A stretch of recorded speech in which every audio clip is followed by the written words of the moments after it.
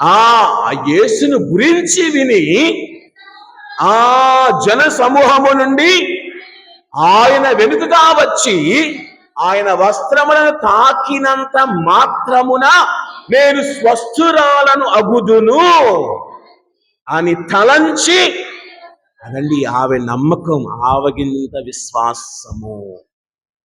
నేను ఆయన అంగి అంచును తాకితే చాలు నాకు స్వస్థత, నాకు ఆరోగ్యము వస్తుంది.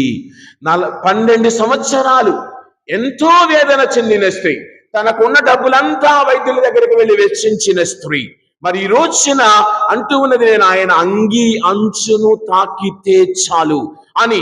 ఒక చిన్న విశ్వాసం. ఇది అంటారు కదా, వెంట్రుకు వేసి కొండలు లాగుతారట, పోతే వెంట్రుకే కదా పోయింది అని మన పెద్దలు చెబుతారు.